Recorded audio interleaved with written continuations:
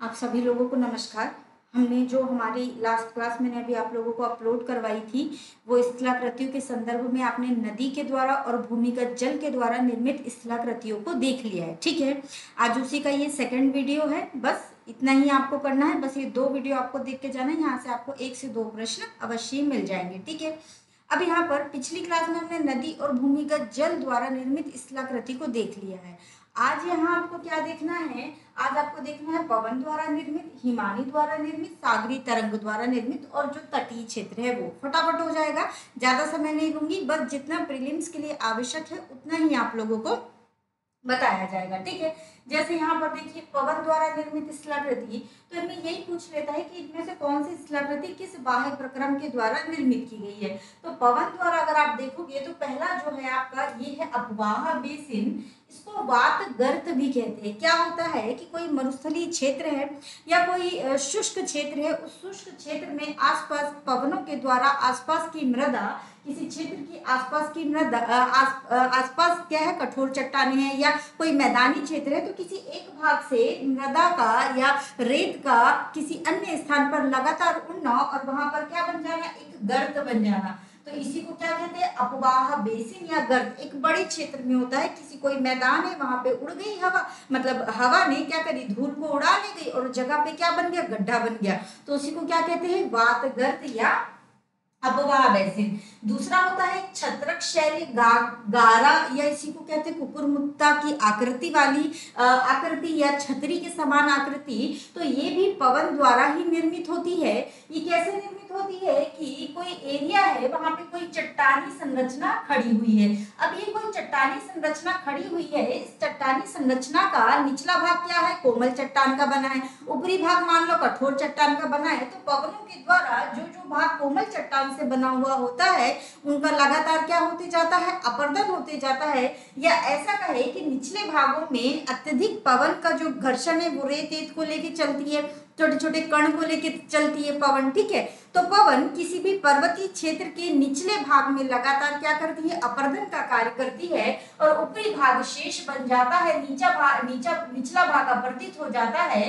तो उस प्रकार से निर्मित जो आकृति है उसको क्या कहते हैं आप, छत्रक या शैल गारा। ठीक है, छत्रक शैल या गारा या कुकुरमुत्ता या छतरी है ना। इसी प्रकार होता है एक जूजेन। जूजेन दावत नुमा आकृति, कठोर चट्टान, कोमल चट्टान, जिसमें कोमल चट्टान का अपरदन हो जाता है, कठोर चट्टान बची रहती है, तो उससे किस प्रकार की आकृति बन जाती है, जूजेन। या इसी को और क्या कहते हैं, दावत नुमा। ठीक है, अगला होता है एक ड्राई कांटर। ड्राई कांटर मतलब जो धरातल पर पड़े चट्टानी टुकड़े, जो धरातल पर आपके पड़े चट्टानी टुकड़े हैं उनका अपरदन होता है। कभी हवा इस तरफ से चल रही, कभी हवा इस तरफ से चल रही, तो इस प्रकार से हवा के चलते रहने से उसके क्या बन जाते हैं, 3 फलक बन जाते हैं। तो 3 फलक वाला जो चट्टानी पत्थर या चट्टानी संरचना है उसको कहते हैं ड्राई कांटर। ड्राई कांटर। और कभी कभी हवा का प्रवाह तीव्र होता है, अलग अलग स्थानों से, बहुत सारी जगह से होता है, तो कभी कभी उस चट्टानी संरचना के 8 फलक बन जाते हैं। तो 8 फलक वाली जो ये चट्टानी संरचना है इसको कहते हैं वेंटिकेफ। ठीक है, ये हो गया। एक होता है यारडान। यारडान क्या होता है कि कोई क्षेत्र है और वहां पर लंबवत चट्टाने हैं, मतलब इस प्रकार से चट्टानों की संरचना अरेंज है और इनमें किसी एक भाग की कोमल चट्टान, किसी एक भाग की कठोर, किसी एक भाग की कोमल, किसी एक भाग की कठोर। तो जो कोमल वाली लंबवत चट्टान है उसका अपरदन हो जाता है, कठोर वाली बची रहती है। तो कुछ इस प्रकार से आकृति आपको कैसी होती है, नजर आती है। इसको आप क्या कहते हैं, यारडान। ठीक है, एक होता है इंसेलबर्ग। इंसेलबर्ग को देखा जाए तो इंसेलबर्ग को दूसरी भाषा में पेडी प्लेन ही कहा जाता है। पेडी प्लेन अगर आपसे पूछे किसके द्वारा निर्मित होता है तो पवनों के द्वारा, और पेनी प्लेन हमने देखा था लास्ट क्लास में किसके द्वारा, नदियों के द्वारा।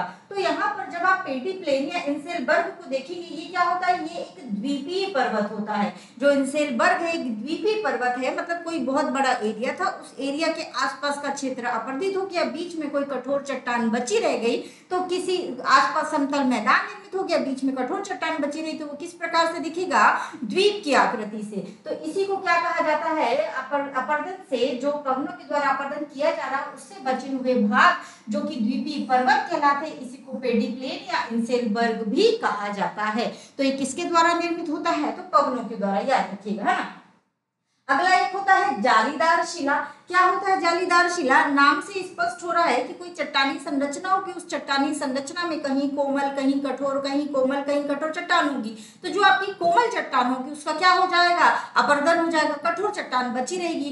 तो इस प्रकार से जहां कठोर चट्टान थी वो बच गई, ये खाली स्थान जो दिख रहा है, कोमल चट्टान थी, ये अपरदित हो गई। तो इस प्रकार से चट्टानों के मध्य ही आपको क्या नजर आने लगती है? जाली बनी हुई नजर आने लगती है। तो इसी को क्या कहा जाता है? जालीदार शिला। ठीक है।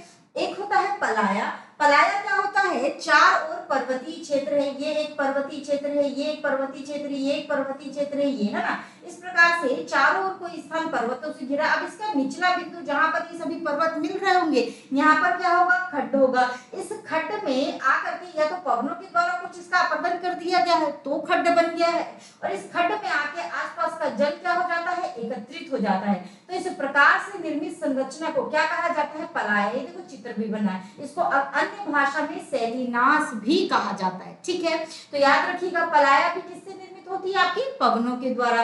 अगला है आपका पेडिमेंट। पेडिमेंट पर्वतों के पाद में मलबा रहित या मलबा सहित मंद ढाल युक्त अपरदित जो तट है उसी को क्या कहा जाता है? पेडिमेंट कहा जाता है। ठीक है, ये भी किसके द्वारा निर्मित होता है?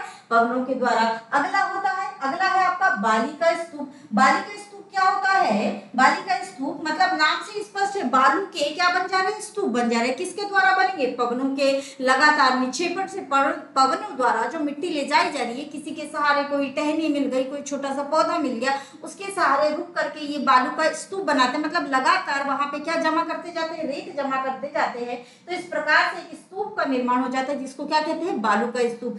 इसी के एग्जाम्पल है जैसे कि बरखान, शीफ, पैराबोलिक, अनुप्रस्थ और अनुदैर्घ्य बालिका स्तूप। ये क्या कहलाते हैं? इसी के तरीके हैं, इसी के पैटर्न है। ठीक है, इसी के साथ एक होता है बरखान। कई बार ये भी पूछता है कि बरखान किसके द्वारा निर्मित है, तो याद रखना बरखान भी पवन के द्वारा। पैराबोलिक, सीफ, ये सब किसके द्वारा निर्मित है? पवनों के द्वारा। ठीक है, बरखान एक अर्धचंद्राकार टीला होता है, ये भी याद रखिएगा, जिसकी भुजाएं पवनों की दिशा में निकली हुई होती है और तिकोनी होती है इस तरीके से। तो ये क्या है आपका? बरखान किसके द्वारा निर्मित होता है? पवन के द्वारा। ठीक है, तो ये क्या हो गया आपका? एक कंप्लीट हो गया पवन के द्वारा निर्मित स्थलाकृति। अब अगला देखेंगे आप, तो अगले में आपको क्या मिलेगी? हिमानी द्वारा निर्मित स्थलाकृतियां।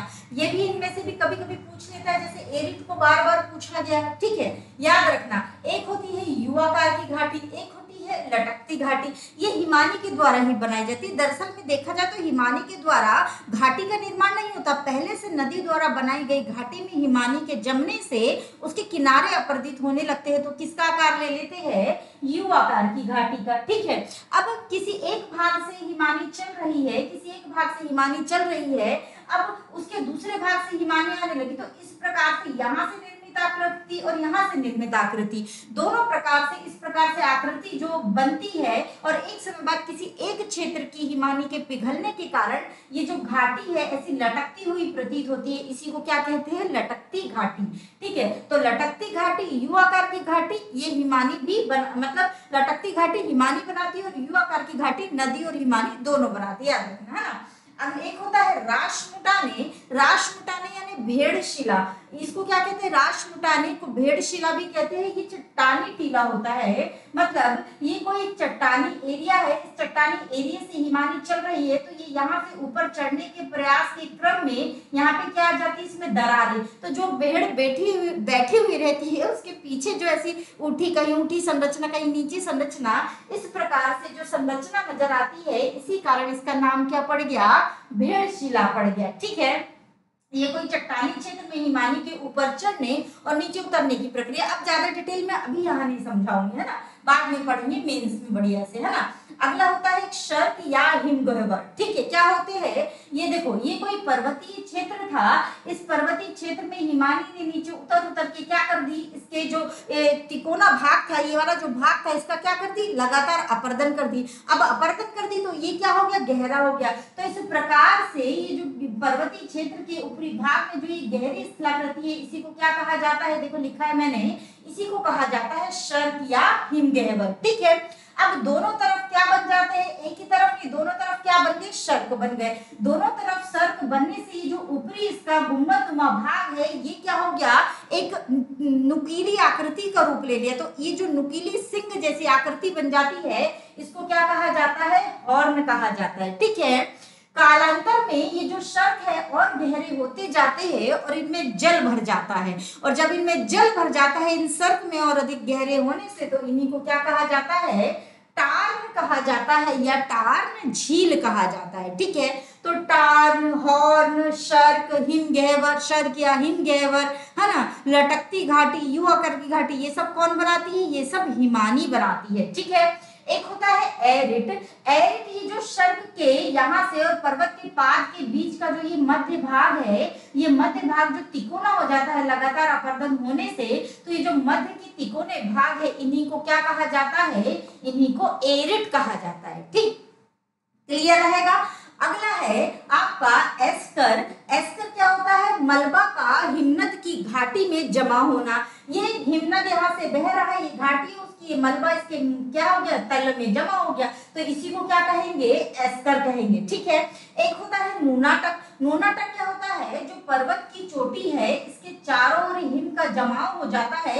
ये पर्वत की, ये है पर्वत, इसके चारों ओर क्या हो गया, हिम का जमाव, इसका ऊपरी जो भाग है ये खाली बचा रह गया। तो इस प्रकार से किसी पर्वत के चारों ओर हिम दिखती है और ऊपर का भाग बचा हुआ नजर आता है, उसी को क्या कहते हैं, नूनाटक कहते हैं। ठीक है, अगला है आपका हिमोड़। ये नदी क्या करती है, अपरदन भी करती है, निक्षेपण भी करती है। तो ये जो हिमोड़ है, इस हिमोड़ क्या कहलाता है, हिमानी का निक्षेपण। ठीक है, मतलब जब हिमानी चल रही है तो अपने किनारे भाग पे, अपने पार्श्व भाग पे, अपने मध्य भाग पे, अपने सामने के सम्मुख भाग पे क्या करती है, हिमोड़ों का निक्षेपण करती रहती है, उसी को क्या कहा जाता है, हिमोड़। तो हिमोड़ क्या है, हिमानी द्वारा अवसादों का निक्षेप। ठीक है, एक होती है आकृति ड्रमलिन। ड्रमलिन क्या है, हिमानी का जो तल है, हिमानी के तल पर गुलाश्म मृत्तिका इनका क्या हो जाता है, जमाव, तो उसी को क्या कहा जाता है, ड्रमलिन। और ये जो गुलाश्म मृत्तिका का ये जो जमाव है, मतलब ऐसे उल्टे अंडे के आकार के उल्टे छिलके या उल्टी नौका के टाइप से ये जमाव नजर आता है, तो इसीलिए इसी को क्या कहा जाता है, अंडे के छिलके की आकृति या उल्टी नौका की आकृति भी कहते हैं। तो कभी ऐसे पूछे तो ये भी आप लोगों को याद रखना। और इसको दूसरी भाषा में और क्या कहा जाता है, ड्रमलिन कहा जाता है। ठीक है, अगला है आपका सागरी तरंग। सागरी तरंग मतलब सागर में जो तरंगे चलती है, तरंगे लगातार जो उसकी किनारे की चट्टानी संरचना है उसका क्या करती जाती है, कटाव करती जाती है। उन्हीं कटाव से कुछ आकृतियां निर्मित होती है, जैसे कि एक होता है तटीय क्लिफ या भृगु। अब ये कोई समुद्री क्षेत्र है, समुद्री क्षेत्र के किनारे ये चट्टान है, समुद्री तरंगे आ रही है, चट्टान पे टकरा रही है, तट पर टकरा रही है। तट अगर मुलायम चट्टान की बनी है तो लगातार इसका क्या होता जाएगा, चूंकि जितने भाग में टकराएगी उतने भाग का क्या करती जाएगी, अपरदन करती जाएगी। अब ये अपरदन करने लगी इस भाग का लगातार, उसके बाद क्या होगा, एक बार अपरदित होते होते ये वाला क्या हो जाएगा, भाग आधारहीन हो जाएगा, तो ये टूट के यहाँ गिर जाएगा, तो तट इसका क्या हो जाएगा, चौड़ा। तो लगातार सागरी तरंगों के अपरदन के कारण चट्टानी संरचना वाले भाग का या तटी वाले भाग का लगातार क्या होता रहता है, विस्तार। कब होगा, तब यदि जब कोमल चट्टाने किनारे भाग पे अवस्थित होगी। ठीक है, इसके अलावा तरंगे किसी चट्टानी भाग के मध्य भाग में धीरे धीरे रिस करके पहुंचती है, मतलब तरंगे लगातार यहाँ चोट कर रही, तो यहाँ क्या पड़ गई, दरार पड़ गई। ये दरार धीरे धीरे बड़ी होती है, धीरे धीरे बड़ी होके अब लगातार चट्टानी तरंगे यहाँ जा रही है, जो जल है वो यहाँ टकरा रहा है, ये धीरे धीरे क्या हो जाएगी, ये दरार बड़ी हो जाएगी। बड़ी होते होते ये किसका रूप ले लेगी, कंदरा का रूप ले लेगी। मतलब अब उसके अंदर होल करने लगी, जगह पर यहाँ दरार थी, अब यहाँ पे क्या करने लग गई, होल करने लग गई है। अब धीरे धीरे जब तक होल करेगी, तो जब तक ये होल आर पार नहीं होगा, इसको क्या कहेंगे, गुफा या कंदरा।